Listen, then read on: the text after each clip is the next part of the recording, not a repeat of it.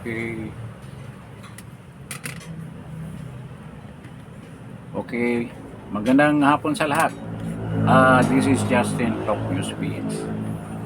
Bago tayo magsimula, before we start, I would like to request pakipindot naman yung like. Libre lang yung pagpindot sa like. Kindly press like para maraming makapanood ng video na ito. Then, share. Try to share this video kung gusto ninyo. Then doon sa mga bagong viewers natin na napadaan dito sa Justin Talk News PH, paki-subscribe naman. At kung hindi pa kayo nakapag-subscribe at medyo matagal-tagal na kayong nanood dito sa Justin Talk News PH, paki-subscribe naman. Kahit pa isa-isa lang para medyo tumaas ng konti ang subscribers natin. Okay. So, medyo mahalaga itong pag-usapan natin ngayong hapon na to. Dahil nga, with the present situation that we are suffering right now, itong pagtaas ng presyo ng gasolina, ng diesel, at right now, nagdudumilat ang presyo ng LPG, na alam naman natin na ito ang isa sa mga bagay, lalo na itong nakatira dito sa syudad, dahil wala namang ibang paraan para tayo ay magluto, wala namang kahoy ditong binibinta, at saka delikado tayo masunog. Meron naman tayong mga electric stove, pwede rin yun, pero with the price right now of our electricity na halos napakataas na presyo na, talagang papasanin natin yung bill ng Meralco electric bill na napakataas. So wala tayong ibang choice na bumili talaga tayo ng LPG para sa pagluluto natin. So ang matatamaan dito yung mga restaurant at consequentially yung mga kumakain na walang ibang asahan, lalo na yung nagtatrabaho diyan sa bandang bandang Makati, bandang Manila, dito sa Global City. Ang mamahal ng restaurant dyan na kailan magbabaon kayo kung kaya ninyong magluto na maagang maaga. So ganyan ang kwento, pero hindi yan ang pagkukwentuhan natin.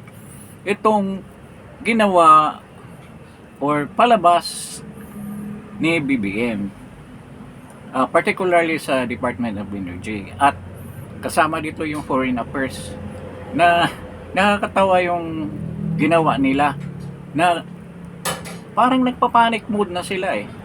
Hindi na nila alam kung sino talagang kausapin nila o paano bigyan ng solusyon itong pangyayari dito sa pagtaas ng diesel at gasolina dito sa bansa natin. Kasama ito si Win Gatchalian, kung ano-ano mga proposal na hindi naman kaagad may implement. Kahit na ngayong excess tax cut dyan sa fuel, hindi pa naman na-implement. Yung balak nila na tanggalin na VAT, wala pa rin. Kaya puro plano pa lang yan.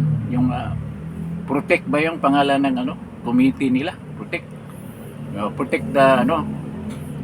the oil companies. Yun ang ibig sabihin. At parang hindi nila kayang galawin talaga ang mga oil companies. Despite the fact na naprubahan na talaga na may windfall sila. Ibig sabihin, napakalaki ng kinita nila doon sa unang bugso ng pagbinta nila ng napakataas ng presyo ng gasolina at diesel. At hanggang ngayon, yung pa rin ang ginagawa nila. Yung sinasabi nila na 55 days, 46 days sa gasolina, 55 days sa diesel, nakakaduda yan. With the attitude or the behavior na pinapakita ni BBM na turiti na, nagpapanik na talaga, na pati Iran ay gustong kausapin. Ito yung maging topic natin.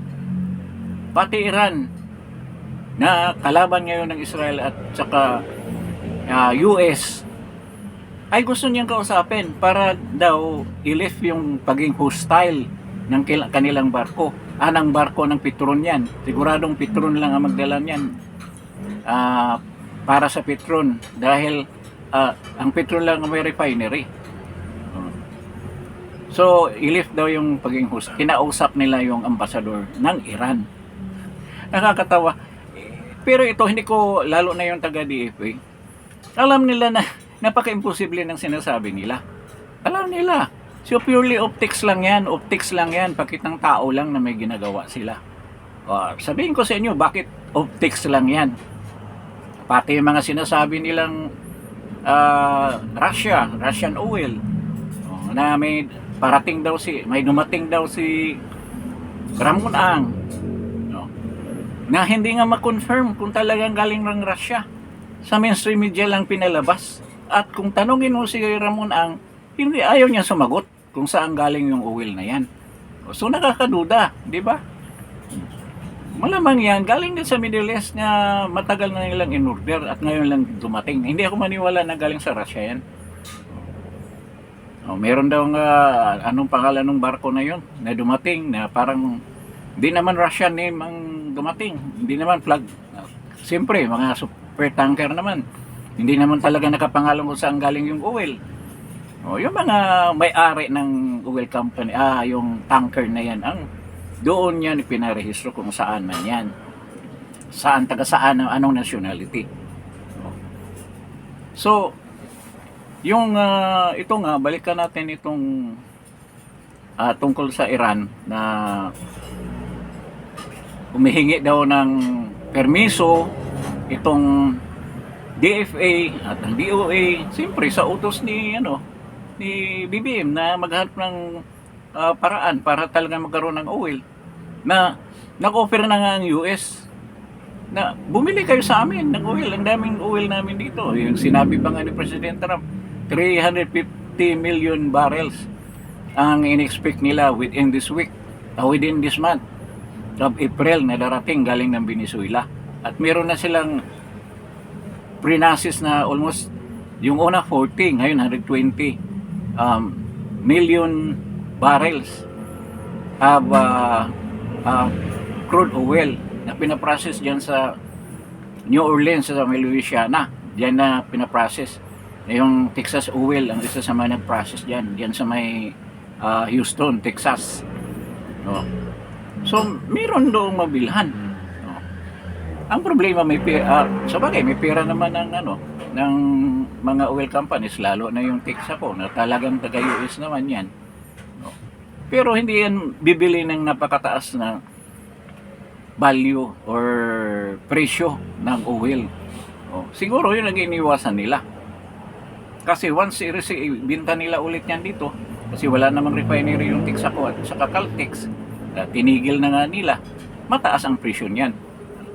Kaya siguro hinihintay lang nila kailan magkaroon ng oil yung mga refinery ng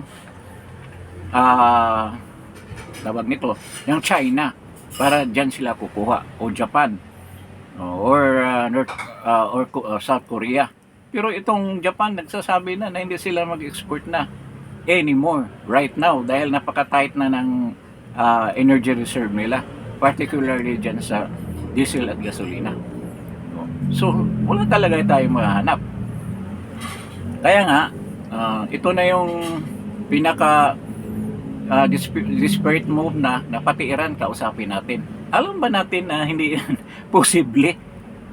Yung ambasador na yan, alam niya na halos hindi na nga siya makakontak sa Iranian, doon sa mismong Iran, Iranian government, kasi nag-collapse na yan eh. Nagpakita nga yung presidente nila at saka yung isang foreign affairs minister, naglalakad dyan sa kalsada dyan sa Tehran, hindi gusto nga targetin ng IDF ng missile. Sabi ng mga US ni President Trump, hindi pwede ang galawin muna dahil may ongoing talk sila. Yung ongoing talk nila, hindi nga sila nagkaroon ng matinong communication dahil talagang sinira ng US yung communication system sa buong Iran. Wala na nga internet halos eh. I don't know kung sa ibang lugar meron, pero Tehran walang internet at may blackout. May blackout yan. Walang ilaw kasi nung isang gabi Binumba ng graphite bomb yan. Yung graphite bomb na may mga conductor filament na pag matamaan yung mismong transformer lang, matamaan, blackout na lahat. Kaya meron silang sistema na lahat magsushort yan pag matamaan yan lahat. Yung mga transformer, kunik-kunik yan na mag-overcharge siya. O, ibig sabihin, malakas ang supply ng kuryente sa pamamagitan ng bumbang hinulog na hindi naman siya totally masira, pero magka-short siya, masunog. O, masira ang yung mga transformer, kaya blackout immediately. Graphite bomb daw ang ginamit niyan. So, yun ang kwento dyan. So, itong sa ambasador dito, pinapaasa lang kayo. Baka nga target ng CIA yan, yung Mossad eh. O baka likidahin pa yan kung anong gagawin yan dito sa Pilipinas. Kasi bagsak ng gobyerno nila. Wala na si Kamini. O, ang kasunod ni Kamini, wala na rin. Yung mga cabinet secretary, patay na lahat yun. Patay na lahat. Itong nabuhay na lang itong presidente, nakausap nga ni President Trump, na hindi nga sila communicate ng tama dahil kino-course nila sa Pakistan. So, messages lang, o nagtitext lang siguro. O nag-messenger lang sila. O, pagdating sa Pakistan, doon sa kausap nilang isang Pakistani parliament member, pinapadala rin nila doon sa US. O, kay Donald Trump na ngayon nga inayawan. O, nagmamatigas ang Iran. Na hindi sila sasang-ayon doon sa 15 points na kondisyon ni President Trump para magkasundo sila, para magkaroon ng deal. So yun ang dyan. At ito, yung ambasador, I don't know kung anong pangalan ng ambasador dito sa Pilipinas, nag-uusap sila. Matagal na raw naghahantay ng Iran. Siyempre, kumukuha ng suporta yan. Alam ba natin kung anong impresyon ng Israel, US, at saka yung mga Gulf states ng binubumba ngayon sa Saudi? Terror government yang Iran. Bakit nagkipag-usap tayo? Terror government. Yan na nag-promote ng terror diyan sa area na yan. Na gusto nga niyang hawakan ang buong Middle East, kontrolin ang oil sa pamamagitan ng nuclear bomb. Kaya yun ang ginagawa ng Iran. Kaya yun ang dahilan na talagang linusob na sila ng US. Pag-usapan din natin yan mamaya. Anong kapalpakan ang ginawa ng pamahalaan natin? Na alam naman nila yung pangyayari. Kasi hindi naman ngayon nangyari lang yan eh. Nangyari yan June last year. Ang simula ng gera na yan. Ang gera dyan, doon pa sa pagpaputok ng Hezbollah na nasa Lebanon, na proxy ng Iranian, ng Iranian government, terror government. Yun ang mga proxy niya, yung Hamas. Siya nagsusupply ng pera dyan, mga armas, mga drone, mga missile para atakihin ng Israel. Kasi wala silang ibang intensyon. Death to Israel and the USA. Death to USA, death to Israel. Ikaw, presidente ka na isang napakalakas na bansa, wala kang gagawin. Antayin mo na madurog ka. So, ikukwento natin yan, pero unahin muna natin tong no hostile daw na country tayo, na padaanin daw tayo dyan sa Strait of Hormuz. Nanaginip pa kayo, wala pang nakadaan dyan. Yung 20 tankers na dumaan, Pakistani flag, mga Pakistani na super tanker yon. Hindi naman super tanker, yung medium mga angkarga siguro, mga 500 million barrels of crude oil, mga ganon. 20 yan. Kasi doon sa pag-uusap nila ni President Trump tsaka yung presidente ng Iran tsaka yung foreign affairs secretary, ito medyo moderate siya, pero rin yan, kasama rin yan. Sabi nila moderate daw yan, si pangalan nito, mahirap ang pangalan eh, moderate daw. Pero kung maniwala, Iranian yan. 47 years nila pinaghandaan yan na magkaroon sila ng missile at tsaka nuclear bomb. Ngayon nga nagdulot o nagbigay ng decision ni President Trump na talagang atakihin na yan. So, dito sa no hostile, sa totoo lang, yung 20 na na yon na tanker na sinabi ko na 500 million barrels ang 500 million barrels, hindi 500, 1,000, 500 million barrels ang bawat isa ang laman na pinadaan dyan sa Strait of Hormuz. As a sign of goodwill yun para matuloy ang pag-uusap ni President Trump tsaka yung presidente ng Iran. Ngayon, nangangapa ngayong presidente na yan dahil gusto ng IRGC na sila ang hawak sa gobyerno yan. O di, hindi natin malaman anong gagawin nila dyan sa presidente. O baka sasama rin yung presidente kaya gusto nila magkaroon ng military junta. O kasi si Mustafa Khamenei hindi na sumasagot. Baka grabe yung grabe yung tama noon nung may assassination attempt sa kanya. Hindi na nagsasalita eh. Patay nga si President na maghahantay na sasagutin siya. So, yan ang katotohanan dyan. Walang pinapadaan dyan na kahit isa. Yung sinasabi nila, tutulgit daw. Yan nga ayaw ng Amerikano eh. Ayaw nila padaanin kung kine-question nila. Pati yung mga Chinese na mga supertanker dyan na nasa loob ng Gulf of UAE, dyan sa loob ng Strait of Hormuz. Hindi yan nakakaalis. Nandiyan pa rin mga Chinese na mga supertanker. Yung isang nag-attempt na lumabas na Chinese, bukod sa pinigilan ng US Navy, pinaputukan din. Buti hindi natamaan ng husto. Bumalik. Hindi niyo alam 'yon. Kaya itong yung DOA natin tsaka yung sina BBM na naginip. Hindi totoo yung no hostile. Talagang diyan hindi pinapadaan na may toll gate. Hindi papayag ang US yan. Sila sa Gulf of Hormuz doon sa may Indian Ocean. Gandoon yung USS Abraham Lincoln, yung pinakamalaking aircraft carrier ng US. At yung USS Tripoli, na marami mga destroyer na kasama. At yung USS Boxer na mayroong mga kargang mga Marines, yung dalawang barko na yan. Papayag ba yan? May dadaan lang basta-basta dyan. Kaya lang ang daming nakastambay dyan sa may Indian Ocean, sa bunganga ng malapit dyan sa Gulf of Strait of Hormuz.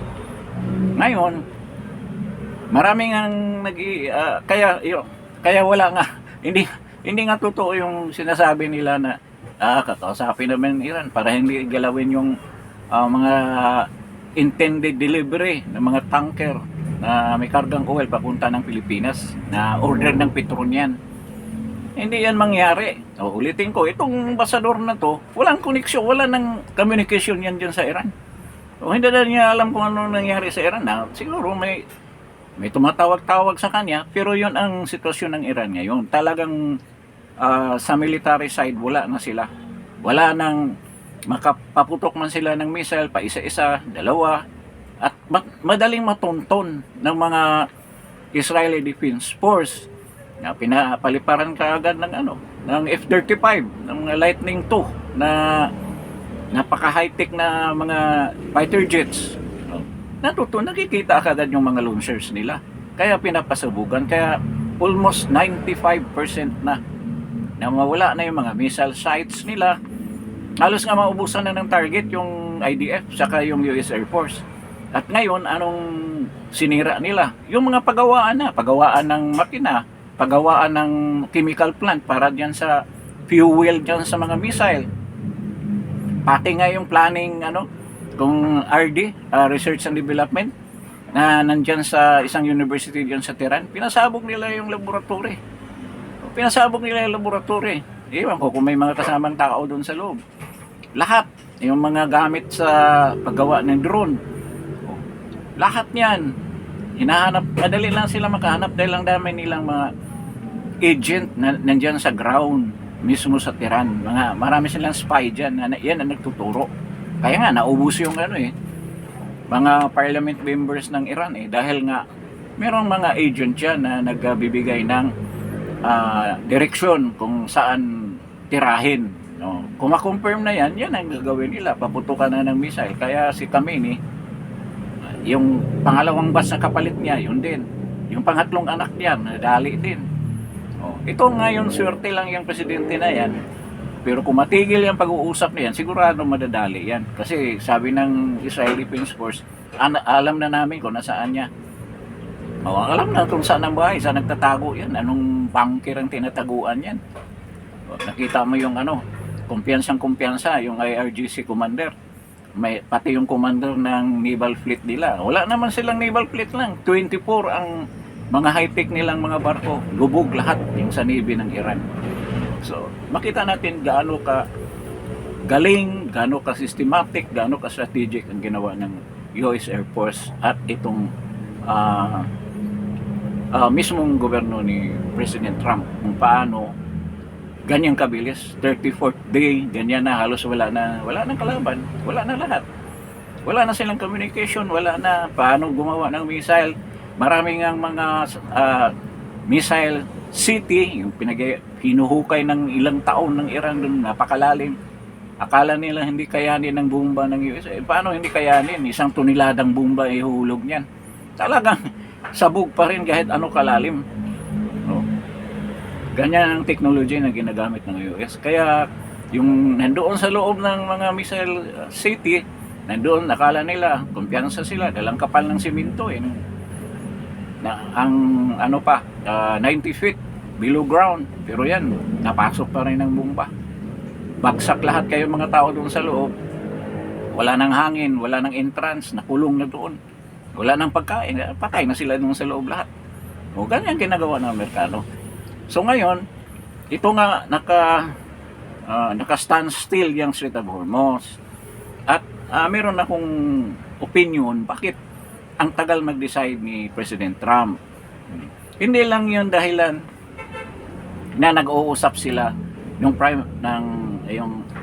Foreign Affairs Minister ng Iran at saka yung presidente ng Iran. Yan nga, delikado nga rin ito matanggal dahil yung IRGC gusto mag-military junta. At ang ginagawa ng IRGC ngayon, yung mga milisya na nasa Iraq, I don't know kung sumama ba ang Kurds. Yung mga milisya rin yung Kurds pero hindi siguro yun sasama dahil kalaban ng Iranian regime yun mga Shiite Muslim din ito. So anong nangyari, ni-recruit nila para natakot kasi sila sa sinabi ni Pahlavi na aalsa yung mga tao at meron na mga armas, kaya nag-recruit sila ng mga milisya in case kung magkaroon ng civil war dyan kalaban sa mga population ng Iran. Meron silang additional na mga sundalo kasi ang daming napatay na IRGC na mga sundalo. Islamic Revolutionary Guard Corps, IRGC. Tsaka yung Basij Force na mga milisya rin na mga malulupit na pumatay ng almost 40,000 na nagdemonstration sa iba't ibang probinsya ng Iran. Yun ang dagdagan nila ng tao. Ngayon, ito nga, balik tayo dito sa Strait of Hormuz. Kaya yung sinasabi ng gobyerno na palusutin yung barko natin. Kasi ang Iran halos wala ng production. So malamang yan galing sa UAE. Ngayon nga, ang sabi ng UAE, sasama na daw sila diyan sa coalition na kukontrol yan sa Strait of Hormuz. So mamaya, pag-usapan natin yan.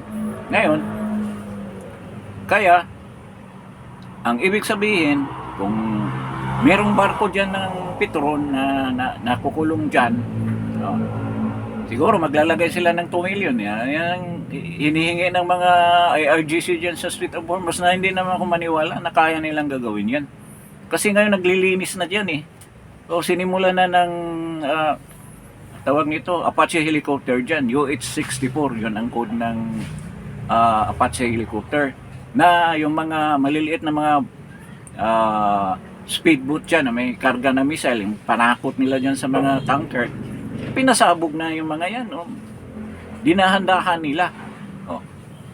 Kaya, ito rin, mamaya, na kasi, masyadong marami ng information na nagpatong-patong.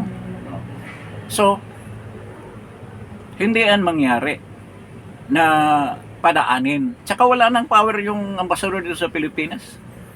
Na yan, na-cut off na yung communication yan. Ibig sabihin, uutusan niya ang mga, wala na nga silang communication halos eh. Hindi na nga magkaintindihan, kaya nga yung na-cut off nga yung missile na ipapadala nila sa Hezbollah, kasi wala na, yung mga tunnels, ano na yan, umagsak na lahat, pati means of communication. Kaya ngayon, naghihirap yung mga Hezbollah na sa Lebanon, South Lebanon. Oh. Ngayon nga, matindi na nangyari sa Lebanon dahil halos maubos na yung missile ng Hezbollah. At ngayon, gusto talagang itulak ang mga Hezbollah papuntang norte, papunta ng south ng Syria. Kung tumatakbo na yung iba doon, ang iba, nag-desert na, umaalis na. Katulad din ng mga sundalo ng mga Iranian. Sobrang takot nila kaya nag-aalisan na sila. Isipin mo, araw-araw kang bombahin.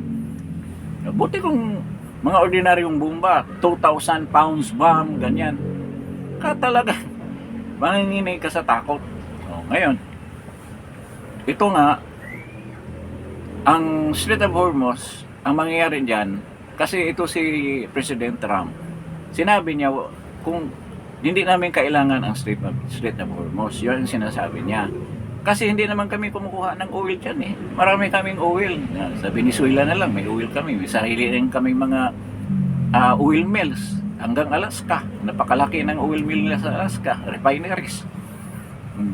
Ngayon, hindi namin kailangan ng oil niyan. Pasalamat nga kayo na napigilan namin ng Iran dahil kasi ang mangyari kasi niyan, kung hindi pa binumba yung Iran na yan, totally hawakan nila ang buong Middle East at magiging bully sila, lalo na kung magkaroon na sila ng nuclear bomb. Kwento ko sa inyo kung gaano na sila kalapit na magkaroon ng nuclear bomb. Dito muna tayo sa Strait of Hormuz. Sa opinion ko, bakit tinagalan ni President Trump yan na ayusin yung nangyari sa Strait of Hormuz? Kasi ganito yan, bukod sa kausap niya itong yung presidente ng Iran na will be losing his power to the IRGC dahil nga magkaroon na ng military junta ang IRGC. So ang mangyari niyan,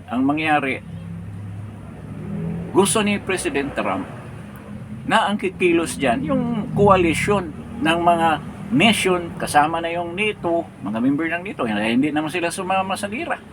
Sabi ni President Trump, na neutralize, na sira na namin ang military capacity.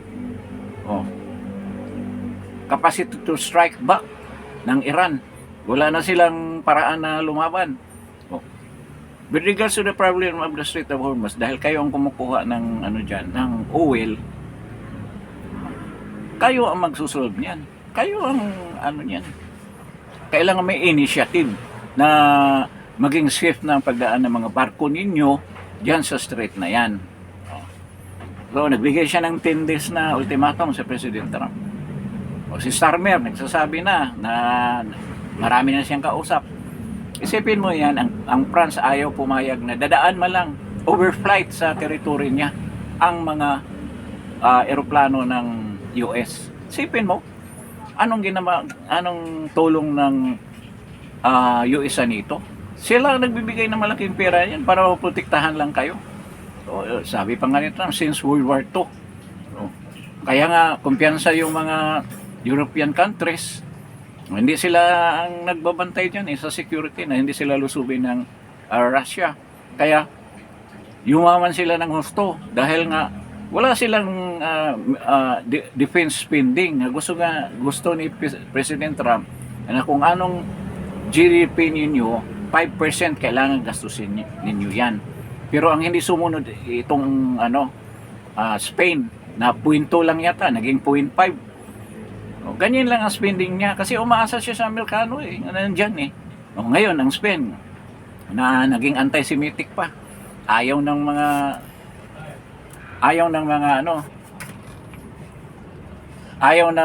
mga Jew, yung mga Spanish na mga Kristiyano naman sila. Hindi ba nila alam yung Judeo Christian movement? Kahit na sabihin mo Zionist yun. Kasi magkaisa lang ang Jew tsaka Christian. Di ba? Ikaw Espanyol ka, Nag-espouse ka ng religion mo na Christianity, ba't ayaw mo sa Israel? Oh, pumapabor pa rin doon sa mga anti-Semitic, mga Muslim. Alaking ka, balintunan yan. Diba? Hindi naman, ayaw naman natin na ng friction between the Muslim. Kasi marami namang matinong Muslim, sa totoo lang ang teaching sa Muslim, peace. Pero may mga extreme, mga fundamentalist, mga jihadist. Kaya isa nito yung Iran na nag-export ng terrorism all over the world. Marami pa silang marami silang mga proxy army. Yan ang Hezbollah, Hamas, Houthis. Ang dami nilang mga terrorist na proxy armies. Ganyan ang ginawa ng Iran. Ngayon, ang Spain ayaw nga nagde-demonstration pa. Tapos magse-celebrate kayo ngayon ng Lenten season. Na ganyan pala ang tingin nyo sa Israel. Di ba? Ano ba si Jesus? Di ba Jew? Yung mga santo natin, yung mga disipulo ni Jesus, yung mga saints, yes. Di ba mga Jew rin yun? Bakit ayaw nyo ng Jew? Ba't ayaw nyo magkaroon ng lugar ang Jew na yan talagang binigay sa kanila ng Panginoon natin, ang God the Father, yung ancestral home nila dyan. Ba't ayaw ninyo? Di ba? Yung iba dyan, ngayon lang nag-occupy, ilang years pa lang nag-occupy. Lagyan natin, 1 century. Ancestral home yan ng mga Jew, yung Israel. Ngayon, so yun ang pangyayari. Gusto ni President Trump na lahat ng mga bansa sa Europa and other allied government states na member ng NATO, silang kumukuha ng oil dyan ba't ayaw nila magkaroon sila ng initiative or move na pupunta sila dyan? Si Starmer naman, laging sinasabi yung Prime Minister ng UK na di kami sasama sa gera, marami siyang reason na masama rin naman talaga ang gera. Pero kung nasa verge sa ka, danger na talaga, napaputukan ka ng nuclear bomb ng isang kalaban tulad ng Iran, dapat aaksyon ka. Akala nila simple reason lang yan ng energy supply or shortage or interest ng US. Hindi. Ang main problem yan, yung uranium enriched na hinawakan ng Iran, almost 90% na ma-enrich yan, pwede na ibalay yan sa nuclear. Yan ang kinatakutan ng US. So, gusto ng US na ang UK, France, Germany, yung mga against yan sa gira na yan, sila ang gagalaw dyan. Gagamitin nila yung mga military assets nila. Lagi lang sila nakikinabang sa US. Di ba? Nakikinabang sa US. Pagkatapos malinis ng US. Sabi ni President Trump, sabi ng UAE rin ito, na sasama sila sa coalition sa military to clean up ng Strait of Hormuz, dahil napakahaba ng Strait of Hormuz na yan, almost 400 kilometers yata ang papunta ng bunganga. So it will entail a lot of military resources para lang mabantayan yan, at hindi kakayanin ng isang bansa lang yan. At siyempre si President Trump mag-iisip, ako ang gagastos dyan, na interest ninyo yan, dapat magtulong-tulong kayo.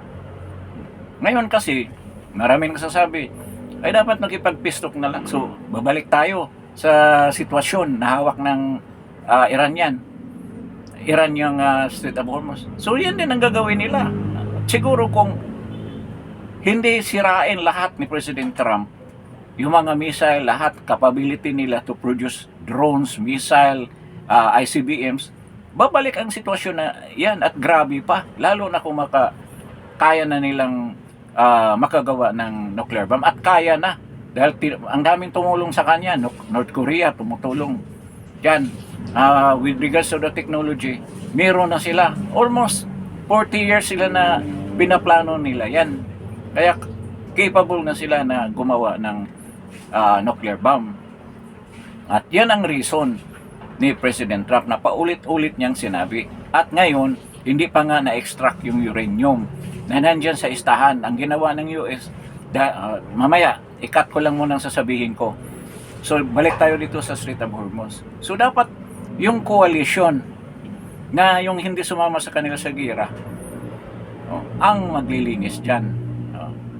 Titingnan natin, more than 22 na raw yung pumirma, ngayon 30 na mahigit.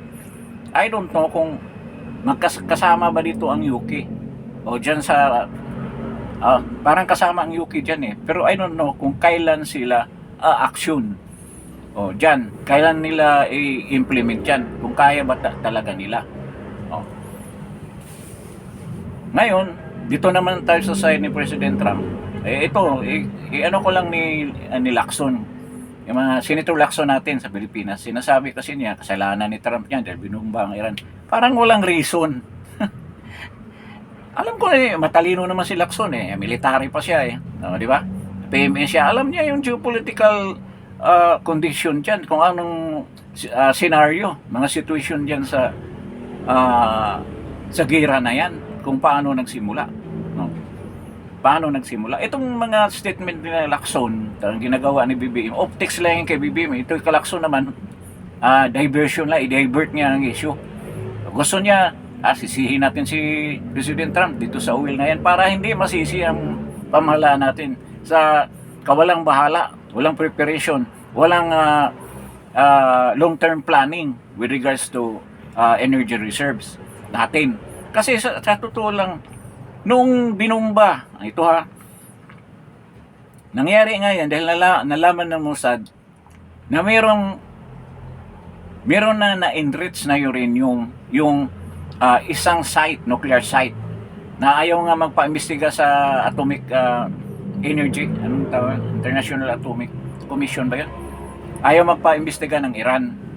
Na ito naman, sinisi ni President Obama, President Trump si Obama, na binigyan pa ng pera, 1.7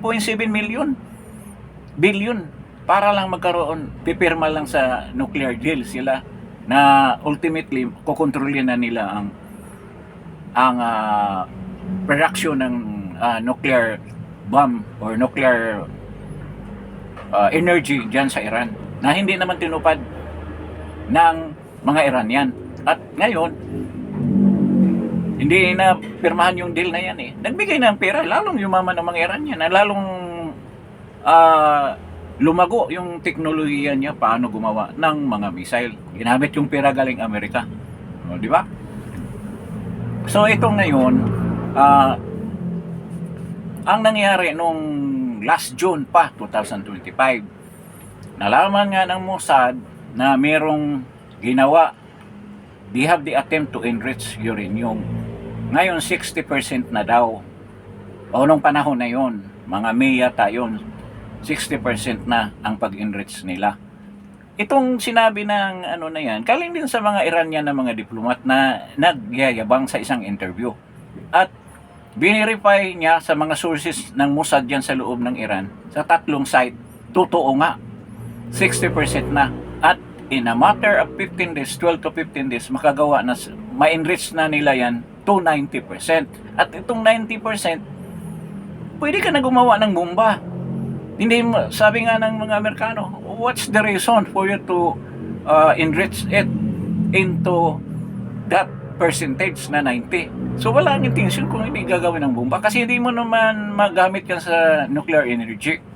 Hindi mo magamit yan, 60 nga, hindi na magamit below dyan, 30 yata, 20 lang ang enrichment ng uranium. So kung abot nila ng 60 or 90, talagang gagawa ka ng bomba. Di matupad yung sinasabi lagi ng mga Iranian na dito Israel and dito Amerika. So yun ang kinababahala ni President Trump. So nagdesisyon sila, kung ganito 12 days na lang, 15 days na lang gagawa na sila ng 90% uranium, makukuha na nila yan at gawing bomba yan. Unahan na natin. Kaya noong June 2025, 3 site ang hinulugan nila ng bunker buster bomb, yung MAPS Anong tawag, ano bang meaning ng MAPS? Massive Ordnance Penetrator Bomb. O, yan. Yan ang hinulog ng B-2 Spirit Bomber. Hinulog nila dyan.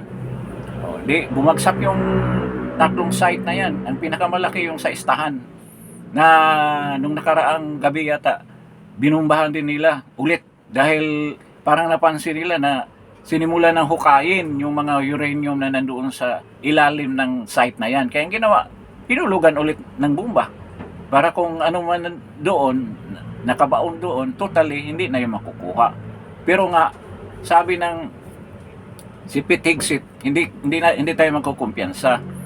Kasi malamang yun lang ang uranium na develop nila to 90%. Kaya siguradong huhukayin yan kung nandyan pa sila sa administrasyon na yan. Kaya ang balak ng US, ito nga, kung magkaroon ng ground invasion, gamitin nila ang Delta Force or yung SEAL 6 ang papasok muna dyan para malinis yung area na yan. Siyempre, may aerial support at para doon sa mga missile na mapansin nga may ginagawa doon sa Istahan, saka yung dalawang site pa. So magkaroon ng civil works dyan, magdadala ng mga backhoe dyan para hukayin yan at makukuha na yan.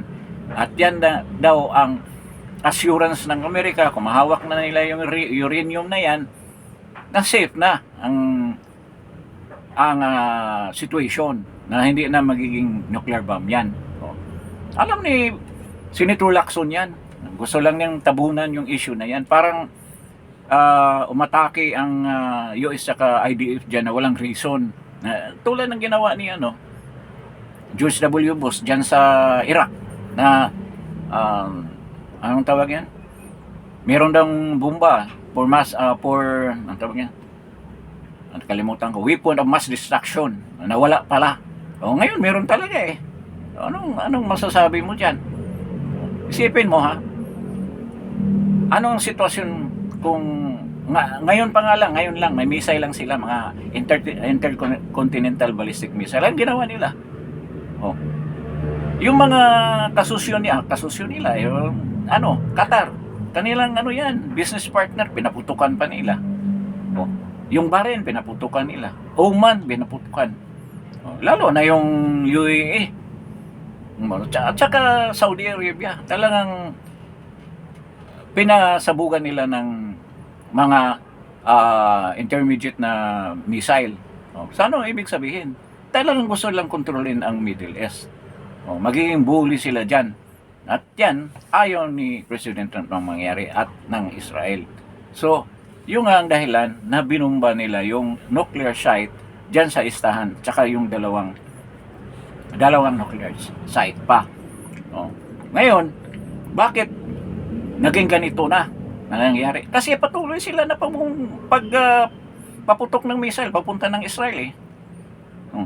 Nag-escalate yung pangyayari. Kaya hindi naman talaga si President Trump nangunguna. Excuse. Hindi si President Trump nangunguna. So, yan ang sitwasyon. At alam ng gobyerno na nangyari ito noong June pa last year. Anong ginawa? Anong ginawa ni BBM? Ang ginagawa yung budget, inaayos muna para tuluyan silang makasikwat na malita. Last year pala, doon may speech si BBM. Yung mahihiya naman kayo. Mahihiya naman kayo, pumutok na yung July siya nag-speech eh. June pumutok yung Iran eh. Yung pinasabog ng, dapat noon pa, kung talagang matino kang presidente at forward planning ka, alam mo kung ano mangyayari next. Kasi dapat yan ang attribute ng isang magaling na presidente. Advance ang pag-iisip. Parang si PRD, advance ang iniisip. At worst scenario lagi. Paano na lang kung yan ang mangyayari? At nangyari talaga itong ngayon. Kaya tayo, nakatunganga na lang tayo dahil wala tayong magagawa. At hindi naman yan intensyon ni BBM talaga na in time of emergency or crisis, tutulong siya. Puro lang yan speech, mga ganyan. Tulad ngayon, Binta ng bigas na mura. Kaya mo magbenta whole Philippines. Na buong Pilipinas naapektuhan dyan sa problema natin ngayon. O may plano ba kayo? Kailan kayo saan kayo maghahagilap ng oil? O tulad ng ginawa ng Malaysia, Indonesia, Thailand at saka Vietnam. May subsidiya sila. Kaya hindi tumaas ang kanilang gas prices on the pump. O, kontrolado dahil may pira sila eh. Nakahanda eh ang pira eh.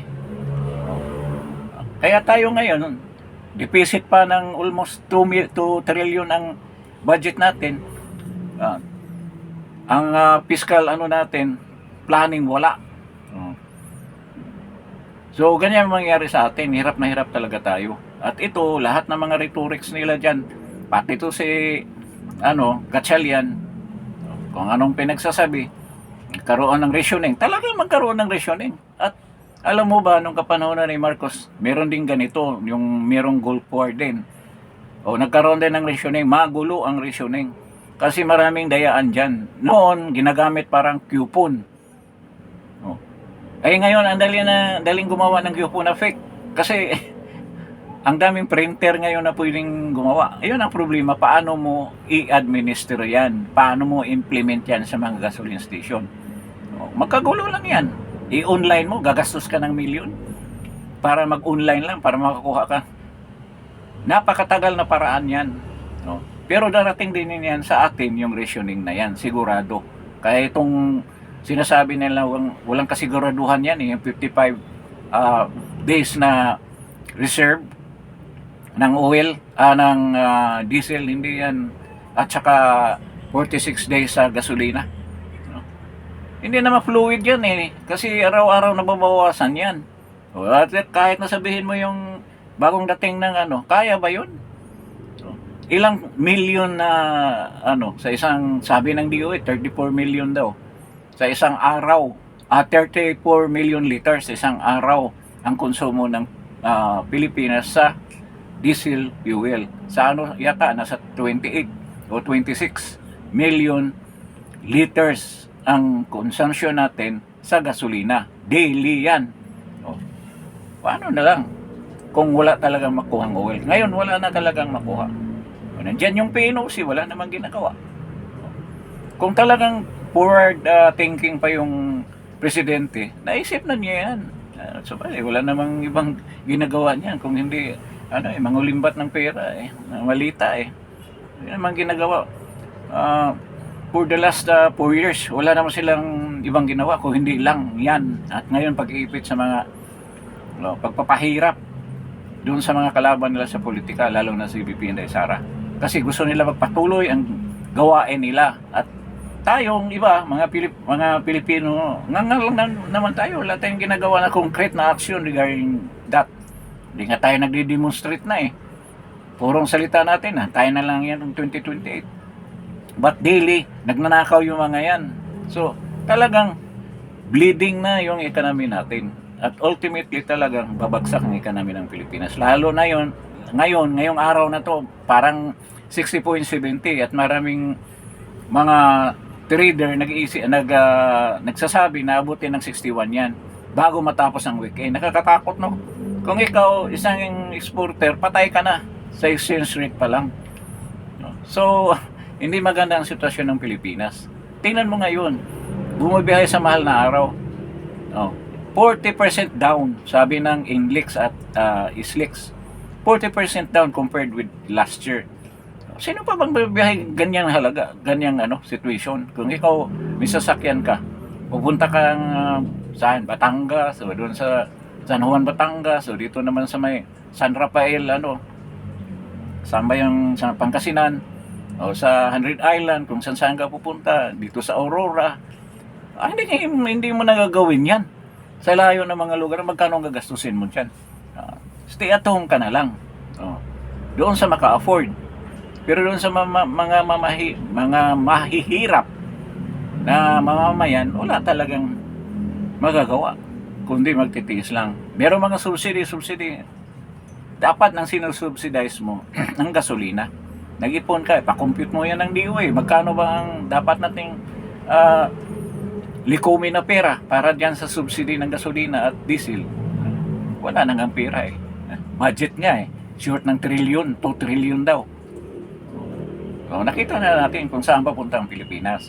So, yung sinasabi na kausapin ng ambasador, wala na yan. Yung ambasador niyan, wala na nga, bagsak na ang gobyerno ng Iran. Ano pang i-represent ng ambasador na yan? Di ba?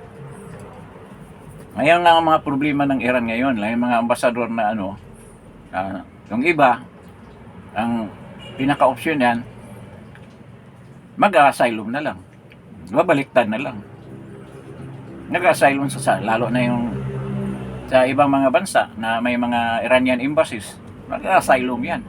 So, kung babagsak na totally yung Iran, kasi si Reza Pahlavi, yung anak ni Pahlavi, King Pahlavi noon, talaga naghanda na para i-take over yung government na yan. So, magkaroon ng civil war yan, pero sa tingin ko, tulungan ng Amerikano yan. So, balik tayo doon sa Strait of Hormuz. So, ganito yon, binigyan ng 10 days ultimatum. At pangalawa, hinihantay niya yung coalition ng mga estado na gustong tutulong sa pag-clear up dyan sa Strait of Hormuz. Sa tingin ko, ang gagawin ni President Trump, dahil gusto talaga niya ma-finish the mission, kahit yung mga personnel na mga military, yan laging sinasabi. Yung nasa isip nila, na hindi natin iwanan ito kung hindi matapos. Ibig sabihin, malumpo or completely na hindi na talaga makapunction ang military, ang gobyerno ng Iran. At ang target nga dyan, regime change, na magiging democratic country ng Iran. Mawala na yung mga extremist dyan, mga jihadist, mga terorista. Kasi threat yan, hindi lang sa Pilipinas, kung hindi sa buong mundo. Ginawa na nila eh. Sino ba nagpinas na 9/11? Nang nagpabagsak ng dalawang Twin Tower diyan sa US. Mga Iran yan. Al-Qaeda ang ginamit na mga proxy nila na nasa pagkakamali ni Biden, binigay pa yung Afghanistan balik sa mga Al-Qaeda. Sila rin ngayon nagkabukingan. Ang daming ginawang terrorism ang Iran sa buong mundo. Tapos yung iba papabor pa sa Iran dahil na ang comfort nila na na itong paghihirap ngayon sa oil. Mas bigger reason yung ni President Trump. Hindi naman ako talaga totally favor kay President Trump, pero with regards to this situation right now na he made this very hard decision, para sa akin, pabor ako sa ginagawa niya. So ultimately, it will start a nuclear war. Kung meron nuclear ang Iran, pasabugan yung Israel. Ay, huwag mo sabihin hindi gaganti ang US or Israel kung meron silang nuclear. So maging nuclear war na yan. Sino bang makakausap ng Iran? Di ba? Na iniba pa nga nila ang pangalan ng BRICS kasi ang BRICS, Brazil, Russia, India dapat. Ngayon, Iran ang sinasabi, China, tsaka South Africa. Iran ang sinasabi nila, hindi na India. At ito, idagdag na natin to. Yung pinagsasabi nila na kukuha sila ng oil galing sa Russia. Totoo ba yan o hindi? Ay, may doubt ako dyan. Kasi may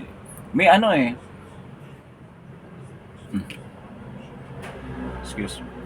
Merong ban.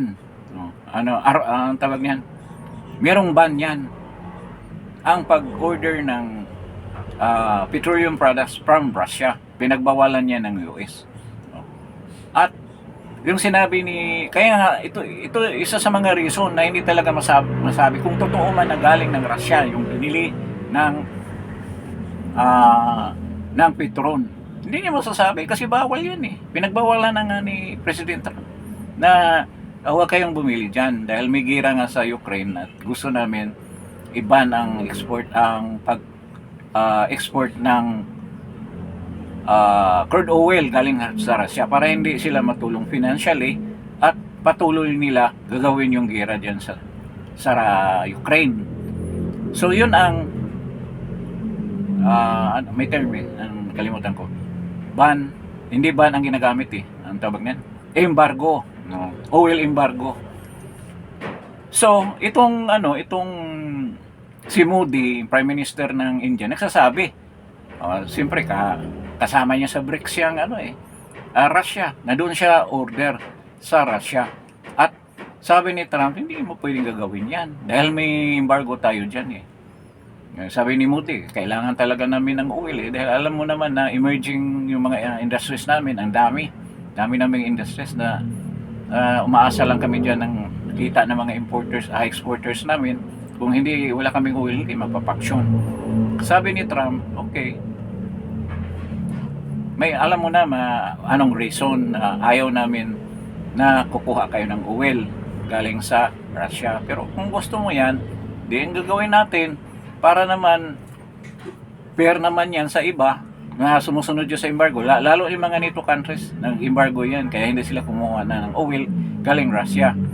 Yung kaya nga pinasabog ngayong North Oil, malaking pipeline ng Russia na nandyan sa bandang Norway yata yan o Norway. Oh yes. So, ang nangyari, sabi ni Trump, sige, kung ganyan ang gusto mo, papatawan na lang kita ng tariff. Lahat ng mga imported products o i-export nyo from India to the US, patawan namin ng mataas na tariff. Kayo magka-penalty rin kayo, parang ganun ang mangyari sa India. Siguro na pag-isipan ni Modi, sige, hindi na lang kami doon. Hindi na lang kami doon bibili ng oil. Kasi natakot din si Modi kung tutuhanin ni President Trump yan. So yun ang pangyayari diyan. Kaya tayo sabihin natin na already tayo sa Iran. Huwag mo sabihin, kahit na sabihin na bari-bari natin yung US na close friend natin kay Bongbong, basta-basta ka na lang bibili sa Iran. Hindi mangyari yan. At saka wala namang nakadaan dyan sa Strait of Hormuz, sa totoo lang. I don't know kung saan galing nila yung balita na no hostile. Walang nakadaan pa hanggang ngayon. Ngayon nga, ito nahintay ni President Trump yung desisyon ng UAE kung kailan sila magsimula lilinisin yung shoreline ng Strait of Hormuz na nandyan sa Iran. Kailan nila sisimulan yan? I-clear up nila yan sa mga missile, mga ang tawag nito, mga rockets, at yung mga maliliit na speedboats dyan na yun ang may dalang missile para pasabugin yung mga oil tanker at saka yung mga cargo vessel na dumadaan dyan. O kailan yan magsimula? Sa tingin ko, matagal yan magsimula. To organize, ganyan, military ang gagamitin, hindi yan ma-implement na mabilis. Kaya sa tingin ko, ang mangyari dyan, sa opinion ko lang, si Trump ang maglilinis niyan. Bakit? Nandiyan na yung mga Marines. Nandiyan ang mga Marines. 2 barko, USS Tripoli, tsaka USS Boxer, nandiyan na. Yung Boxer, galing ng yan. Galing ng San Diego, California, na dumating nung nakaraang 2 araw.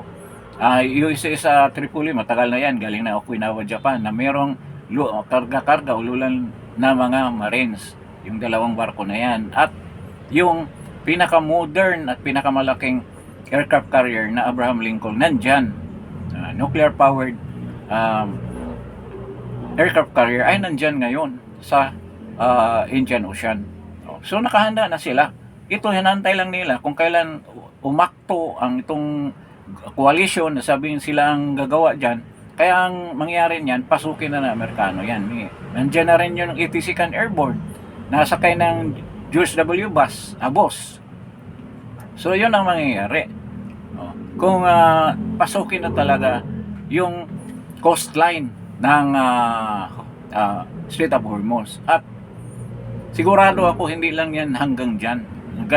Kasi ang estimate ng iba, around 50,000 combined forces yan, sundalo. Ewan ko lang kung magpadala rin yung IDF ng mga ground troops dyan. Pero malamang padala rin yan ng ground troops. Pero busy sila doon sa Lebanon Kasi ngayon, grabe na sila doon. Close quarter combat na doon sa against Hezbollah. Hindi basta-basta matalo ang mga Israeli pag ganyang close quarter combat. Na nangyari na yan sa Gaza. Na ang daming nangyari na mga Hamas diyan.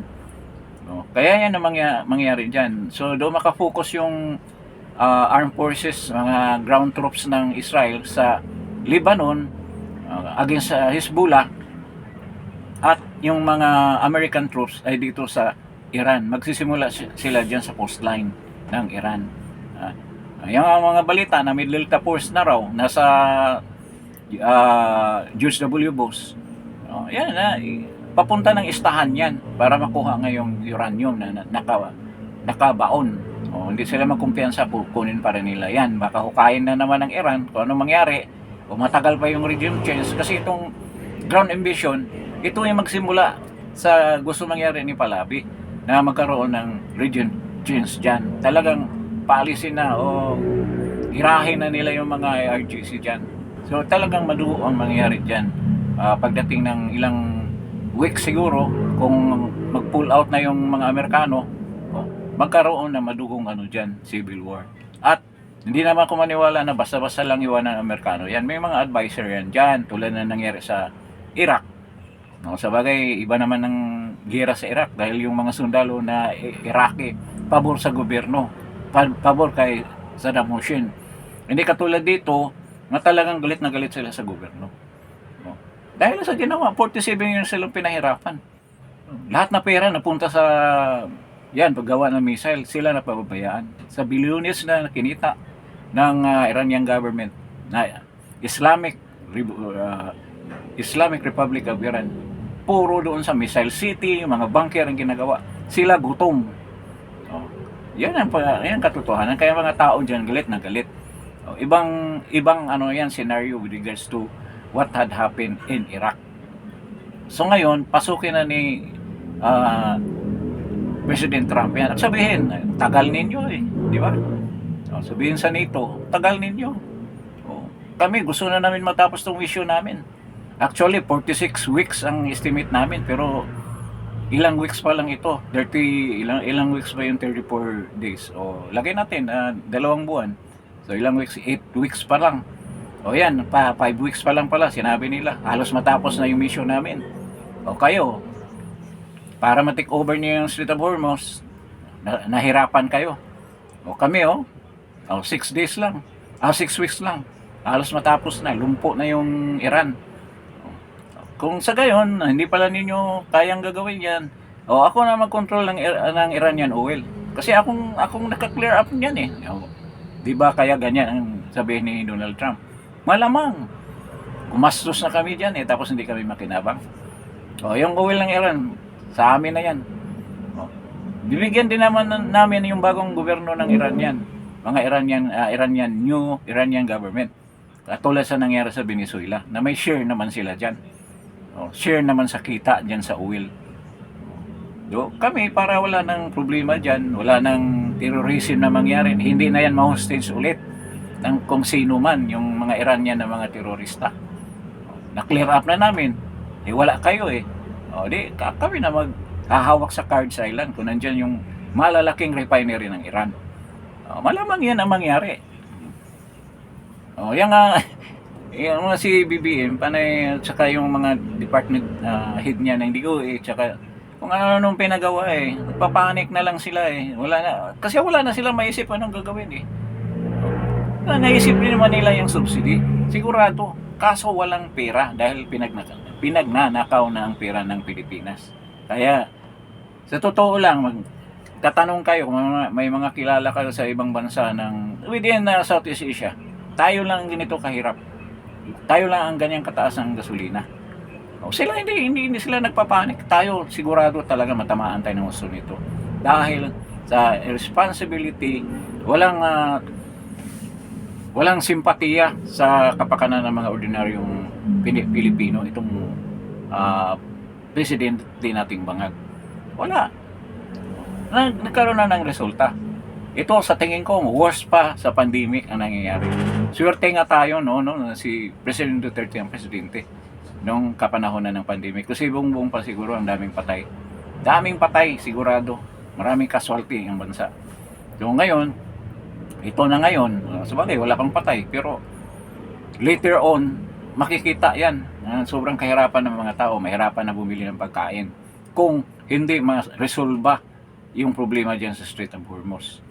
Sana mag-decision si President Trump, pero alam mo naman si Trump, hindi yan mag-decision kung hindi talaga sigurado at pabor sa kanya. Ayaw niya magkamali. Kaya nga itong pagpasok ng mga sundalo, talagang iniisip niya kasi politically risky yan eh. Sa kanya yan, tatama, lalo na mga aktibo yung mga anti-war doon sa US na usual karamihan mga leftist o mga Democrats. O, di ba? Ang daming mga rallies ngayon sa New York, sa Chicago. Na yan ang mga kalaban ni Trump ang namumuno diyan Chicago, US. Na sa Minnesota, mga kalaban ni President Trump yan, mga gobernador diyan, saka yung mga senators, mga taga diyan. So, yan ang mangyayari. Sana matapos na yan at makakuha na tayo ng maging normal na yung flow ng oil galing sa UAE, Bahrain, Saudi. So, ngayon, may nagtanong sa akin, bakit hindi sila nababahala diyan sa Houthis? Yung mga terrorist in flip-flops, ang tawag ng mga Amerikano, nakatsinilas lang ng mga terorista, walang boots. Terrorist in flip-flops. Hindi sila nag-focus diyan kasi maging manipis ang puwersa nila. Kaya inuna muna nilang Hezbollah. So, may mga naman, Iron Dome din naman sila eh. Yung mga missile galing ng Houthi dito sa Yemen, tinitreat nila isarado yung Persian Gulf. Hindi nila magagawa yan. Hindi nila magagawa yan. Kasi takot sila. Nangyari sa Iran nga, mangyari sa kanila, nangyari sa Hezbollah, hindi kaya mangyari rin sa kanila. Now, once lalabas yung launchers nila, makikita sa satellite, pupuntahan sila ng jet. At ngayon, hindi pa naman namumba. So, after ma-clear up yan, siguro durog yung mga Houthi sa Yemen. Dudurugin yan sigurado ng IDF. Inantay pa lang. Kasi nakapokus pa dito sa ma-clear up yung Lebanon, yung south ng Lebanon. So, ganyan ang mangyayari dyan. So, tayo, ang dasal natin na sana matapos yan, makuha na yung Strait of Hormuz ng US. Pag hindi yan, ang pag-asa natin, kahit anong sasabihin mo, US lang talaga. US, wala. Sino bang may puwersa na nandyan na? US lang. Nandyan na yung niya, mga kasundaluhan niya, naghanda na. Kaya, nasa decision na ni President Trump yan para masolve yung problema na yan. Kaya sinasabi ni Lacson, pang lang yun, pang takip lang yun sa pangyayari. Sa kawalang bahala na ginawa ng pamahalaan na ito, walang paghahanda, walang pag-iisip na malawakan at matagalan na pagpaplano. Dapat meron tayong strategic energy plan para sa bansa natin na kung in case mayroong pangyayaring tulad nito, mayroong nakahandang plano. At may nakahandang pera lagi. Ang mga reserve natin, pababa na. Reserve sa Central Bank. Ang gold natin, wala na nga eh. Pababa na rin. Kaya halos mabinta na lahat. Dahil with the purpose na hindi na maitulong sa mga tao kung hindi nakawin lang. So ganyan ang mangyari sa atin. So let us just hope and pray that everything will go right at hindi na tayo magsasuffer ng katulad nito. At on the coming days, kung matagalan talaga yung gera na yan, sigurado babagsak ang ekonomi ng Pilipinas at sino bang magsasuffer? Di tulad natin, mahihirap. Tayo talaga magsasuffer.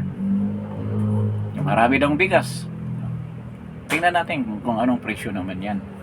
Kahit na yung sinasabi na maraming supply ng gasolina at diesel, tanongin din natin. Magkano ba ang presyo niyan? Kaya bang bilhin ng tao yan? So, ganyan ang malaking problema na hinaharap ng bansang Pilipinas, lalo na yung mga mahihirap na tulad natin. Yung mga nakatanggap ng malita, wala na, nasa abroad na, nagliwaliw na yun. Gamit ng kanilang laman ng malita. Sarap ng buhay na galing sa taxes natin. So, yun ang tandaan natin.